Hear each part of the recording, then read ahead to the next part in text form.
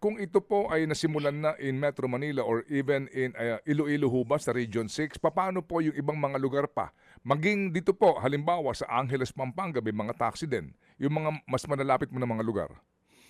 Opo. Yun po, Manong Ted, kinakausap pa rin po natin ang kanilang mga operators na mag-submit mo ng pangalan. Pero kung bibigyan namin sila ng hanggang siguro po Wednesday pag-submit. Pag wala po, we will do a cash payout po doon sa mga regions na 'yon. Okay, budget po, availability po ng pera. Meron pa ho bang pera dito po sa 2.5 billion na subsidy ito per GAA?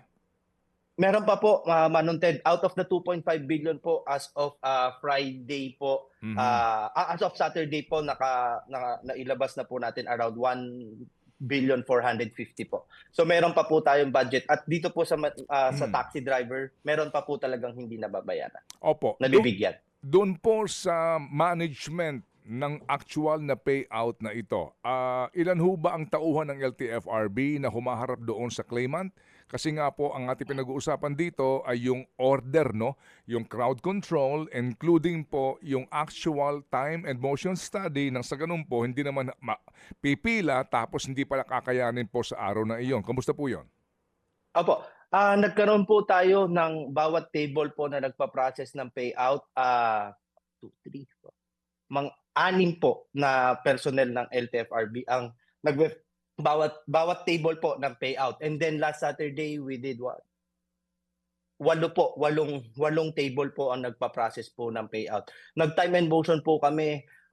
It would take 3 to 5 minutes po bawat beneficiaryo po yung time and motion. Okay, and then yung nga po, yung crowd control na sa ganun po, walang iringan, walang singitan, etc. para po yung lessons nung pagkukulang ng DSWD sa Quezon Circle hindi na po maulit pa sa 50 payout center ninyo, Direktor.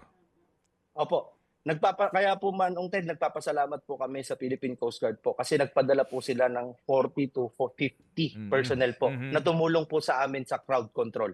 We also coordinated po sa police po, ating kapulisan po dito po sa Barangay Piñahan, and then we also coordinated po sa Quezon City Red Cross para po mag-provide po ng medical assistance to those who will need it po. Mga kapatid, para sa iba pang mga balita at impormasyon, sundan niyo po kami sa X, Instagram, Facebook at syempre sa TikTok, True Network PH. Mag-subscribe din po kayo sa aming YouTube channel, True Network. May website din po tayo, truenetwork.ph, at pwede niyo rin po kaming mapanood sa Channel 19 ng aming True FM TV. Lagi pa rin makinig sa radyo dito po sa 105.9 True FM dahil dito, laging true sa'yo, kapatid. Dito tayo sa